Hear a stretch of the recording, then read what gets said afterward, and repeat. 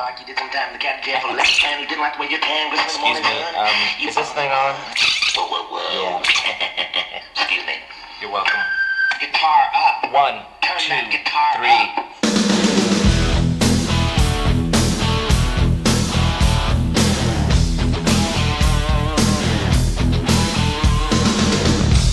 Hi, and welcome to In the Studio. I'm Redbeard, bringing you the stories behind the greatest rock albums in history. Today, we're in the studio for the first of our two-part focus on 1994's Album of the Year. The killing the past, coming back to life. The intention of this album was to try and recreate a band feeling.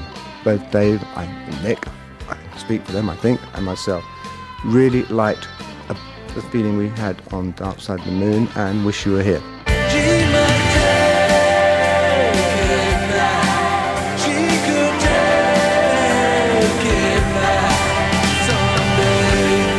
And this album, I guess I'd say for the first time since maybe the Wish You Were Here album, is a more joint effort than any album we've done since then. What do you want from me? There will always be people who feel that Pink Floyd finished when Roger left, just as there are people who feel Pink Floyd ended when Syd Barrett left. And you can't change that. For them, that is the case. And much as I would love to be able to sort of convince them otherwise, I understand that that's the case. What do you want from me? Hello, I'm David Gilmour. Hello, I'm Richard Wright. And I'm Nick Mason of Pink Floyd, and you're listening to The Division Bell on the Album Network. To say that 1994 has been a very good year for Pink Floyd is an understatement. On the concert side, Pink Floyd put together one of the biggest traveling road shows in the world, and for 6 months they amazed, dazzled, and awed rock audiences from San Diego to Prague, Czechoslovakia. With their unprecedented sound, light, and staging spectacular. The Boston Globe called the show, and we quote, "a feast for the mind and the senses." All in all, over 5 million people witnessed firsthand Pink Floyd in concert. The phenomenon began in February when a psychedelic painted blimp began flying across the United States. And when it landed at the Rose Bowl in Pasadena, the announcement became official. Not only was a huge tour in the works, but Pink Floyd's first studio album in 7 years, called The Division Bell, was about to be released. Musically, The Division Bell features a perfect blend of melodic acoustic-driven ballads, majestic instrumentals, high drama, and plenty of the band's exquisitely atmospheric ensemble playing. Lyrically, The Division Bell by Pink Floyd is a sophisticated meditation on what happens when human beings fail to communicate, the inevitable isolation of individual consciousness, the inexhaustible desire for communion, and finally, the very real possibility of transcendence brought on by shimmering moments of grace. I mean, we're pretty far from sex, drugs, and rock and roll here, folks. As complex, though, as it sounds, all of this great music couldn't have been created had it not been for the hugely successful Momentary Lapse of Reason tour in 1987, which reunited David Gilmour, Nick Mason, and this gentleman, keyboardist Richard Wright of Pink Floyd. What was the feeling when you came at the conclusion of the Momentary Lapse tour? What was said, what was left unsaid about the future? I don't think there was any clear idea of the future, except that everyone realized the band had started happening again. And there was a lot of sadness. Why? What kind At of the end of sadness? the tour. Oh. Parting? And that last tour had a wonderful feeling to it that we hadn't had for years. Because I've done every Pink Floyd tour. And certainly for me, I had probably the best feeling of the band being together since the beginning, virtually. So I knew it was going to happen again. There was no way that after the feeling that we had in that tour that Dave or Nick would say, not again. Echoing his feelings at the end of Pink Floyd's 1987-88 Momentary Lapse of Reason tour is Pink Floyd drummer Nick Mason. I think the most important thing to say from my point of view about the Momentary Lapse tour was I had a wonderful time. The thing that we got from that was to go out and work long and hard enough to actually develop something to the point where you could say it's right. All the touring we ever did through all the 70s and 80s, we never ever did enough. So the shows were always half developed. We could never put, with the exception of The Wall, where because it was to be filmed, we were able really to throw everything at it and do it properly. But we still never played it as well as we would have done if we'd done it for, let's say, at least 3 months. Did you have a sense of accomplishment, a sense of self-satisfaction, any sense of permanently quieting any detractors who questioned the authenticity of a Pink Floyd project like Momentary Lapse? Did you find that success is the sweetest revenge? Not really. Success doesn't actually alleviate. It doesn't alleviate criticism. Unfortunately, there is no direct. That would be a wonderful thing if criticism was cancelled out by success. Unfortunately, that is not the case. I think, however successful you are, however long you've been doing it, most performers actually can be cut to the quick by criticism, and can quite often. I think critics sometimes underestimate how hurtful and how easily they can actually cut through. Why do you think we concentrate on the one that got away? That doesn't love us for that moment. Well, absolutely, Doctor. I mean, that's it. That the reason we're all up there is this desperate desire to show off and please people and perform. And so, consequently, the one that does get away is the one that sort of gets through to your conscience or to your psyche or whatever. Not conscience, really, but is the one that disturbs you because you are always yourself a little uneasy about it, about whether you've really got it uncertain, right. Yeah. And if I was sort of writing critique on the band, there are always things that I'd pick up on and things that aren't quite right, or that perhaps philosophically are wrong. I mean, we inhabit a rather curious sort of area of rock music, where what we do is sort of slightly off. You know, it's slightly off the beaten track in a way, which in some ways is terrific, and in other ways is sort of curious.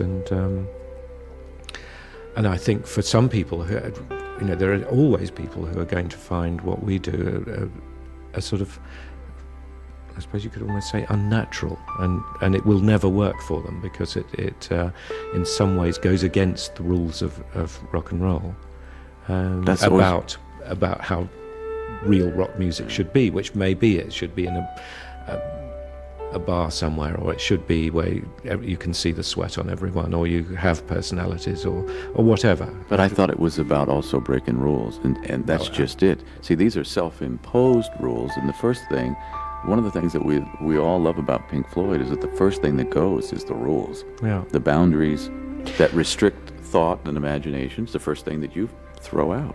Well, yes, but I mean, there are all sorts of rules, aren't there? That some are spoken, some are unspoken, and some are complete nonsense, but that we all sort of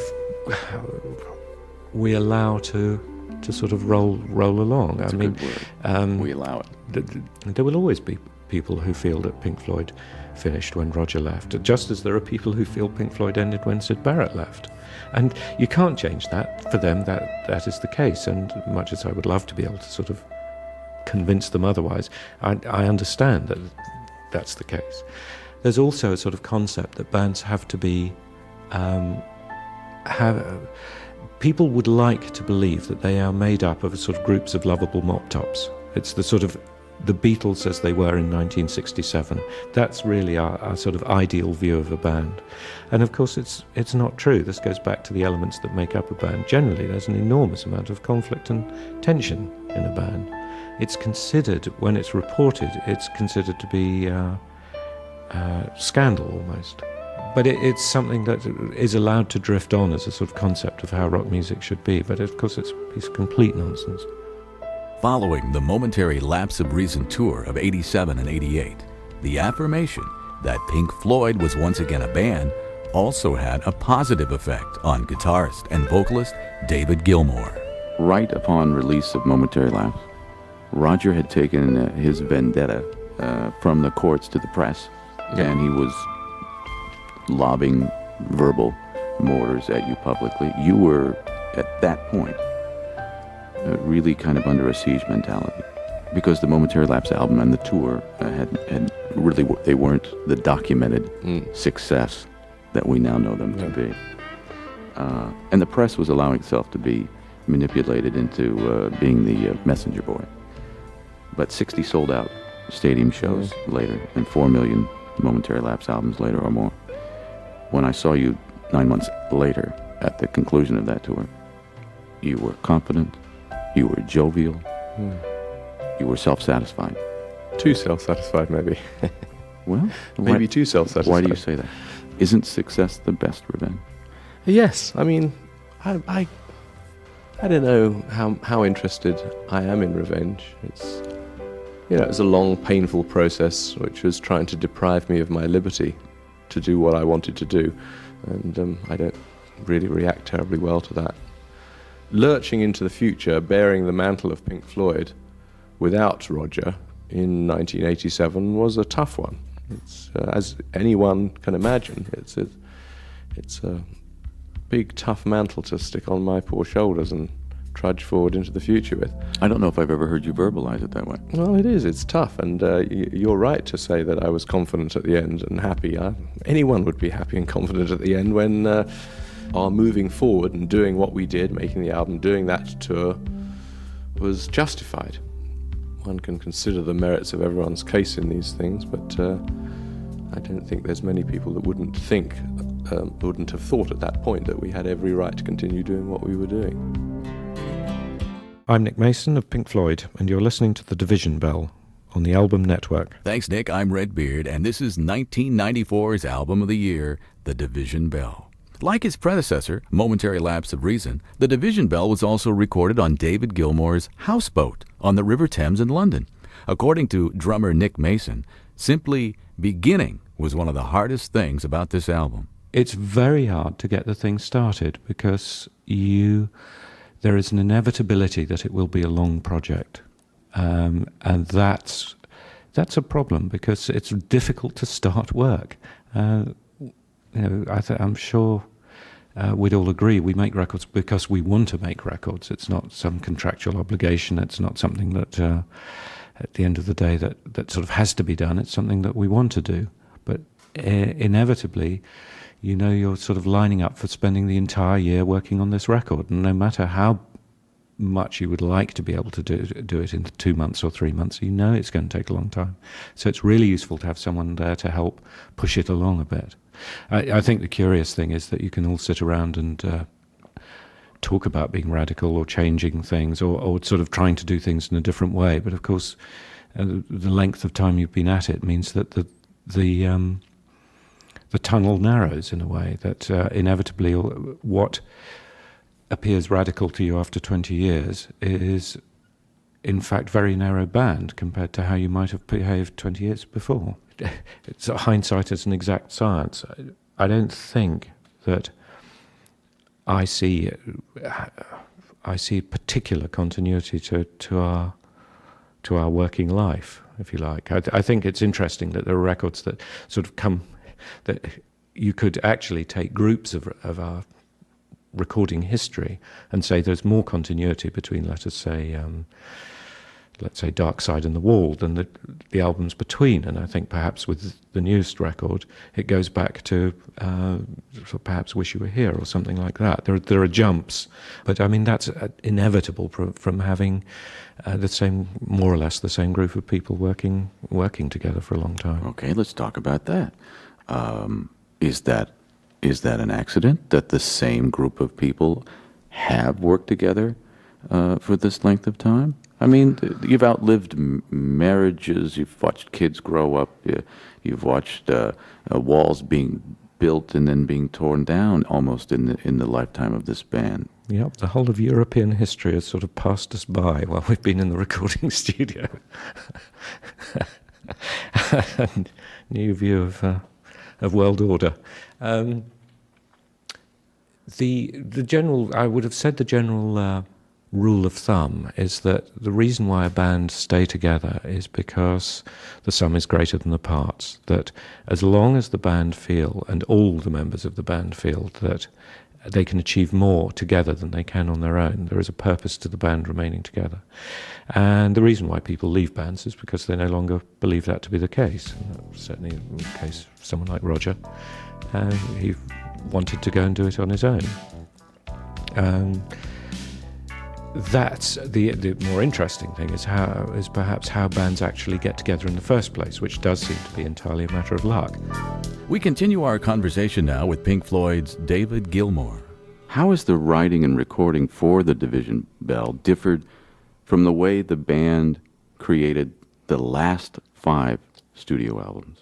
Well, you know the history. It's in the last few years, we've been through all our sort of ups and downs, our splits and all that stuff. Rick left, rejoined, Roger left, didn't rejoin. The album since, say, Animals was more an album where Roger and I were taking command of it, and it was becoming more down to things that were written at home by people, The Wall even more so. The Momentary Lapse of Reason album was recorded again by... It wasn't a terribly cooperative event with everyone really putting their maximum in. And this album, I guess I'd say for the first time since maybe the Wish You Were Here album, is a more joint effort than any album we've done since then, which we started off by going into Nick's studio, Britannia Row studio in London, January 93, with myself, Rick, and Nick, and Guy, the bass player from our last tour, and we just jammed away at anything for 2 weeks, just playing anything that we had in our heads or that we made up on the spot. And then we took all that over to Astoria and started listening to all the tapes and working stuff out. We found we had 65 pieces of music. There must be a different attitude towards creative process now. Well, if you look at the albums, if you look at the things, I think of my favorite album, I suppose I would say, was the Wish You Were Here album. And, the actual process of sitting together in a room with several musicians and actually performing together from nothing is a very interesting, exciting sort of process. And rather than coming into the studio with pieces of music that I already had and pieces of music that Rick already had and stuff like that, and music from anywhere, I thought that it would be better for us to start off from scratch with nothing and just go in and start jamming. Whether or not we would keep all that stuff or whether we'd use any of it or what was not really particularly relevant, but just to start that process off. And in fact, we didn't use, several of the tracks are sort of my own songs that didn't even come from that period and have been written since or whatever. It doesn't really matter, but that process was a very, very good,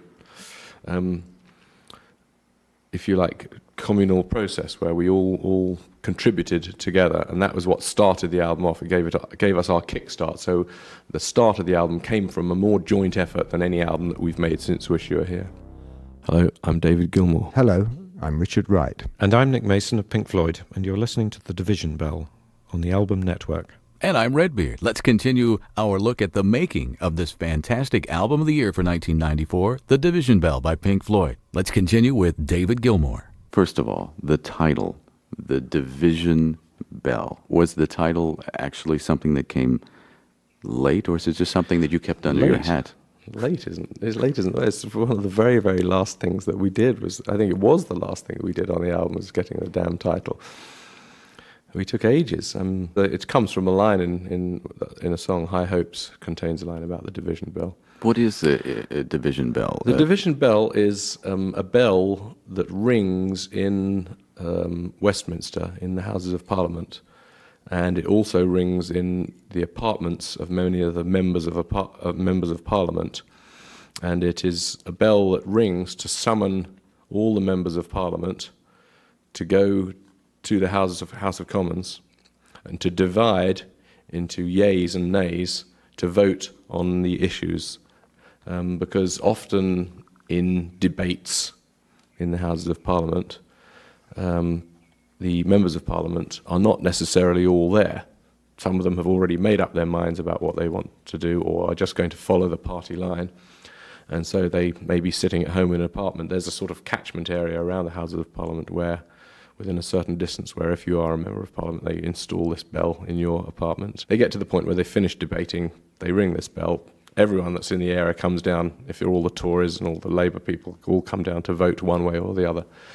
It's a division bell. It divides the yeses from the nos. Pink Floyd began recording the Division Bell album in January of 1993, but they'd already committed to begin touring in March of '94. Now, while this self-imposed time schedule gave them at least a year to finish the record, it also put Pink Floyd under a great deal of pressure to satisfy their artistic vision relatively quickly. Again, David Gilmour. Well, the pressure to get our artistic thing right obviously is very intense, but that is sort of more in the early stages of the recording process, when there seemed to be an awful lot of time, because we actually started it in January of '93. So we did have, by most people's standard, one would think we had plenty of time. And a lot of the artistic stuff anyway is kind of semi-decided quite a long way in advance of completion, but then there's an awful lot of trial and error, experimentation and donkey work to get done to actually get the thing finished. And it's very, very easy to miscalculate how long you've got to spend on each thing. But that said, we did get it done. It took a lot of hours and stuff, and we're all incredibly pleased with it.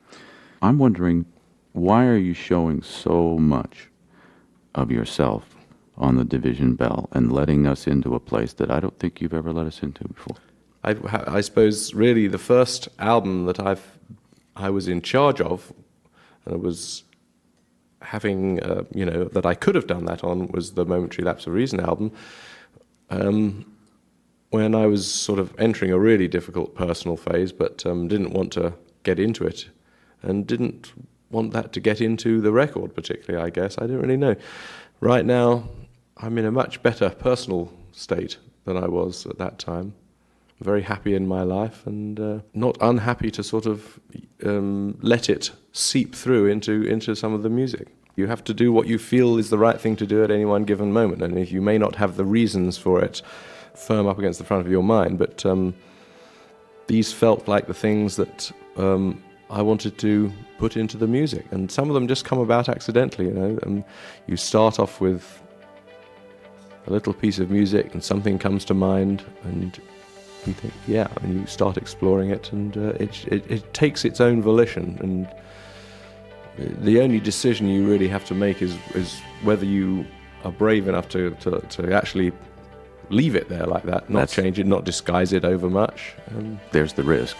Yeah, brave. I don't feel that there's. I don't think there's any great risk in the stuff that we recorded on here. I don't feel so exposed by it. There are aspects of me that I expose in it, I suppose, that I'm very happy to expose. I don't have any great problem with exposing it. Pink Floyd's 1994 sonic painting, The Division Bell, has been added to a gallery of masterpieces, including Dark Side of the Moon, Wish You Were Here, and The Wall. To contrast the huge success of the Division Bell and subsequent tour of 1994, I asked Pink Floyd drummer Nick Mason to look back over the last 28 years of Pink Floyd, to recall what he thought was the most difficult time for the band. I suppose for me, probably the making of the final cut was the most difficult. I think by then there was very much a feeling that we were really hardly a band anymore, that the sum was no longer greater than the parts, that we weren't achieving anything like our potential. But the thing became, I think it became a sort of an arena for all the problems of Roger feeling that really he wanted to either leave the band or run it his way. And the material became, it sort of drifted, actually. I think it probably drifted away from one idea and then became a sort of new concept and a new story. And that happened halfway through, and instead of perhaps ditching it, which is perhaps what we should have done, or rethinking it, we didn't even really have the sort of mechanism set up anymore as a band to be able to sort of sit and talk rationally about it. It would have simply been another opportunity for a fight. Mm-hmm. You had stopped talking rather than keep talking, right? Yes. At that time, in that moment, could you have imagined that in January 1993, that you and Rick and David would be creatively jamming together? No, absolutely not. I think at the time I thought this was I suppose I saw that album as the beginning of the end. It's really easy to look back and really hard to look forward in terms of any sort of understanding of what we're up to. I mean, we were all absolutely brought up to believe that that rock music was some ephemeral activity that would last for a year or 2 years or a few years, and then one would get on and do something else, get a proper job and all that. And of course it's not like that, but you have no idea. There is absolutely no guarantee that people will continue to buy the records or like the records, that you can suddenly be out of step with what people are interested in, what they want to hear. It could happen tomorrow. So you have no sort of real game plan as to how the future will go. But at that time, certainly, I just thought, I can't really see how we can make the next record, or if we can, it's a long time in the future, and it'll probably be more for just because of feeling of some obligation that we ought to do it, rather than for an enthusiasm. What has changed with you, Rick and David, that allows you to create music this way? It was a moment when we did review really how other albums had been done and what we liked in past albums and what we'd like to do again and find. What I particularly wanted on this record was for it to be much more a played record and played by the band, rather than bringing people in to augment it and help do it and so on. At least the sort of basic ideas are all designed and therefore playable by the principals. Our exclusive interview with Pink Floyd on the making of the Division Bell continues with David Gilmour. If one of your goals was to create an environment for the listener listening to the Division Bell, you've succeeded remarkably. It's kind of magic, really. Well, that's what we're trying to create, simply magic. It's as simple as that. Try to create magic, try to move people, move their hearts a little bit. I have already had vast amounts of enjoyment out of this record myself, and I sit at home late at night and listen to it through in all the stages it's been through, just a collection of songs, collection of tracks without words, collection of tracks with words, with melodies, without melodies, all the way through.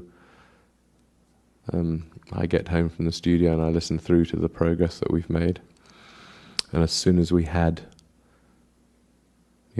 a collection of pieces, a few months ago we had a collection of pieces, I had a tape over an hour long, with basically pretty much all the tracks on it.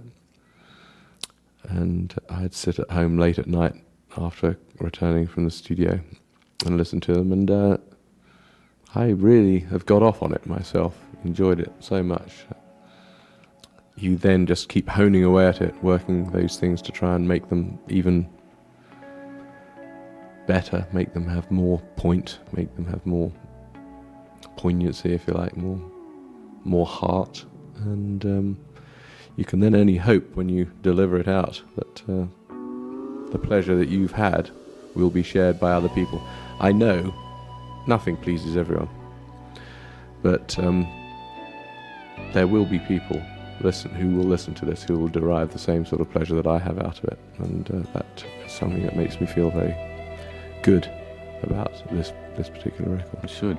The trouble with making records really is that you do tend to finish the record and then go out and do a tour, and you're so busy playing the tour, playing all the songs and doing stuff that you never listen to the record again. I mean, usually from the date of release of the record, that's about the last time I get to listen to the record for God knows how long, maybe a year or more. And then it can be very, very enjoyable, really good fun to actually not have listened to it for a long period of time and just sit at home, relax with a glass of wine and listen to the record for the first time for a long time. And yeah, so I'm looking forward to that. The end of this year, maybe. Is it ever disconcerting to let it go from that special place where you've created it, you've lived with it intimately, you've been the birth mother for this project? Is there ever a point at which you've got to let it go? It's kind of like sending your child off to school for the first time? It is like that, yes. You do have to let it go, and you always think there was more that you could have and should have done, and you always kind of want a little bit more time to get the thing finished and to the perfection that you imagine. And everyone knows about records in the past. Neil Young, I remember once put a record out, actually released it, then recorded it, and then remixed it and reworked it for months, and then put it out again, and then record it again, I think. You've all heard about these things. I wouldn't want to take it that far, but you always think there was a little bit more that you could have done. The first peal of the Division Bell in March '94 was the intriguing song Keep Talking. Pink Floyd's David Gilmour remembers hearing it on the radio for the first time. It's always quite extraordinary when you hear one of your things that you've been working on for ages, and you know what it means, you know everything about it, but the first time you hear it on the radio, you have got the added weight of knowing that there are millions of other people listening to it as well, so you get a completely different perspective on it. It's also, for you, it's out of context, isn't it? It's not so much the out of context, it's that you know that other people are listening, and it's their first listen, and things are, every bit of it, you sort of gets invested with a different meaning, if you like. And it was really, really nice to hear that this morning on the radio, and wonder how people would take to hearing this strange voice talking about for millions of years and stuff on the beginning of it. It's really, really...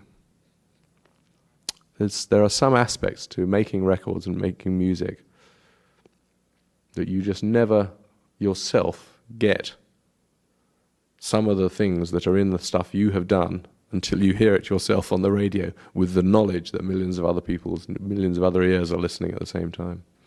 It's fascinating. Who is that voice?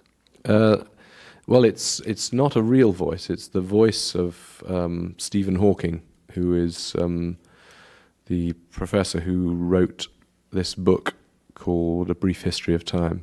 It's a huge, huge popular book. He's suffering from motor neurone disease. He's in a wheelchair. He can't speak. And this is a voice synthesizer computer thing that has been built for him. I think he can only move one finger, a tiny, tiny little bit, and he works it all with that. I saw an advert on the television in England for a telephone company, and his voice was on this advertisement. And this advertisement nearly made me weep. I've never had that with a television advertisement for the commercial on the television, as I don't suppose you have. And I don't think I know anyone else who's ever. But this is the most powerful piece of television advertising that I've ever seen in my life, and I thought it was fascinating. And I contacted the company that made it and asked if I could borrow the voice track from it, this voiceover track from it, which I did, which is this voice synthesizer thing, and I applied it to one of the pieces of music we already had, and I fiddled around with it for months, changing it and putting, and until it started making sense. Now, was this your first awareness of Stephen Hawking? Oh, no. I've known about him for years. He's incredibly well-known. His book, A Brief History of Time, was all about black holes and stuff. Is one of the biggest selling sort of scientific type books ever. He's a very, very successful person, but he can't talk or move or anything. Now, what do you know about him personally? How? I mean, he is like preeminent scientist, is he not? He is. Yeah. They got him to do this advert for a telephone company in England, and I don't think he even wrote the words that they used with him, but they used him in the advert. I mean, he was in it in his wheelchair. He looks kind of strange, and I just found it so moving that I felt that I had to try and do something with it, or with him, or something in some way. I suppose you could say that there's a theme throughout the album which involves communication, and pretty much all the songs are connected to the theme of communication in some way or another. Featuring the synthesized voice of renowned astrophysicist Stephen Hawking, that's Pink Floyd with Keep Talking, one of 5 songs that keyboardist Rick Wright co-wrote on The Division Bell. I asked Pink Floyd drummer Nick Mason to comment on Wright's musical contribution to this album. The sound is quite often, it's not necessarily only to do with what the solo instruments are. It is to do with an overall sound, and Rick's contribution at that level is immeasurable, and you forget it until you hear it. And he's an extraordinary character anyway, because a lot of what he does is totally natural. I mean, if you ask him to if you explain what you want, he might have some difficulty with it. If you just leave him to do it, it just comes straight out. But there are certainly bits and pieces on the record that were done by simply leaving Rick in the room with the tape recorder running, and just while he was in, he just played. And it was a bit like panning for gold. You could then take this stuff and shake it, and there were the golden nuggets. I asked Pink Floyd's Richard Wright in what ways making the Division Bell album was satisfying to him. It was fulfilling because I wrote on it. And I wrote with Dave on it. And I sang on it for the first time a lead vocal since Dark Side of the Moon. So that was very fulfilling. Good. Because you see, I have to say, I've never ever had any confidence in my voice. Okay. And but I wrote this song, Wearing the Inside Out, and so I had to sing it. And it was quite interesting because I haven't really sung, and went in and did a track of singing it. I'd rehearsed it with Anthony Moore, who wrote the lyrics, but I basically hadn't really sung for 20 years. And did one take, and Bob Ezrin said, "Okay, that's it," which I couldn't believe. And went in and listened to it, and I said, yes, it is nearly it. And we worked on it a bit. But it's a song that really suits my voice. I don't have a versatile voice, okay? I'm not a Dave. There are certain ways of singing I can do, like the choruses of Time, Us and Them, or the chorus of Time. I have a voice that can do certain ways of singing, and Wearing the Inside Out, because I wrote it, would suit my voice. I couldn't sing Money, for example.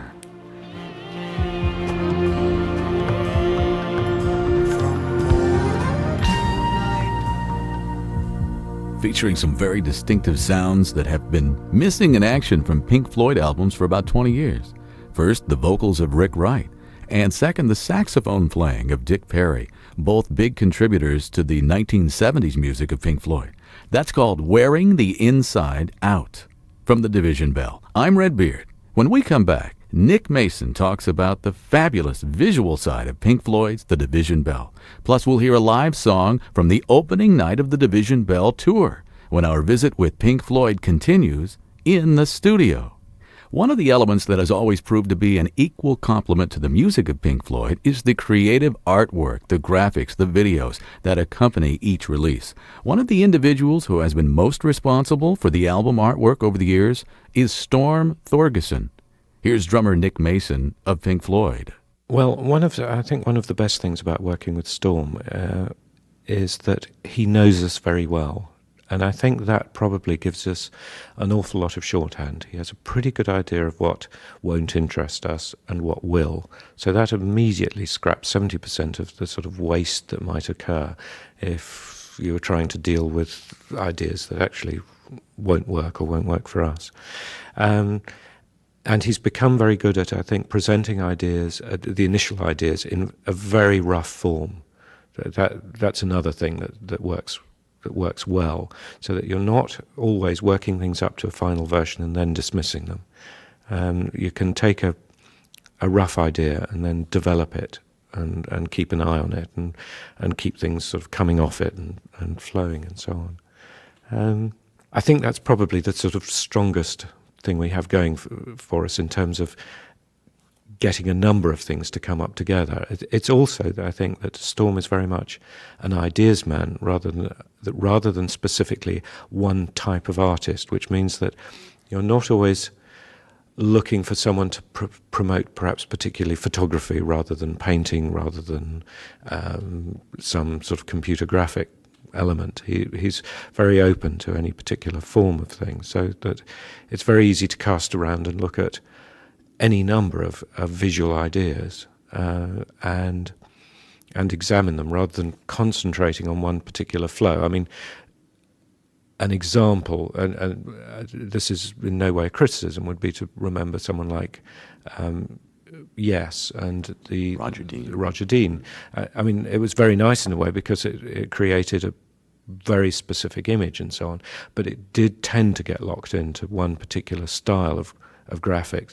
I think probably graphically we're more radical than we are musically. The song that closes out the Division Bell album is an epic called High Hopes. Here's David Gilmour of Pink Floyd. High Hopes was really the last one. It was written after all the others were sort of in some form or other. I think I wrote it in July or something. It was very, very quick. It's one of those ones that works quickly but beautifully almost immediately, and I came up with a tiny bit of music, just had it on a cassette, just a few bars of piano, and then I went off to get away to a small house somewhere with my girlfriend Polly and try and make some progress on lyric writing. And she gave me a phrase about something about before time wears you down, and I took it from there and got stuck into a whole sort of thing about, I suppose, it's autobiographical really, I suppose I'd have to say on that one. It's about my life, Cambridge life, my childhood, I suppose.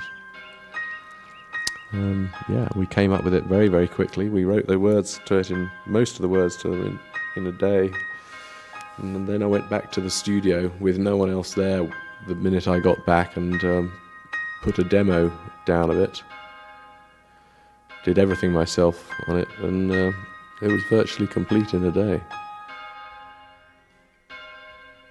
Everything about Pink Floyd has always been exaggerated. You know, you make a record, and the record you do to suit yourself, but you hope that people will sit at home and listen to it in a certain environment, which is personal, and they will devote their energy to listening to it in a way, and they will get out of it a lot of good out of it. They'll be moved by it, hopefully. When you take a show out, it's a slightly different proposition. In what way? You can't. There's 50, 60,000 people out there in front of you. you can't do it the same way. You have to attempt to entertain in a slightly different way than you are with a record. And by definition, it's a coming together, it's a communal thing, where maybe consuming this is a very personal thing, as you said, yeah. And so we do consider ourselves to be serious at the work we do and serious musicians in some sort of way. But on the road doing big concerts, I also think we have a responsibility to make it entertaining and fun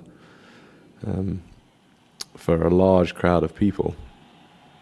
You can't. It's not a small theatre. It's not a. There are sort of intimacies that you can do in the small theatre which you can't do in this, and there are things you can do in this large environment that you can't do in a small theatre. And you have to gear it for the place that you're going to and the amount of people that want to see you. A live version of Astronomie Domine, originally on Pink Floyd's first album. It was the opening song on the opening night of Pink Floyd's 1994 tour, that performance at Joe Robbie Stadium in Miami.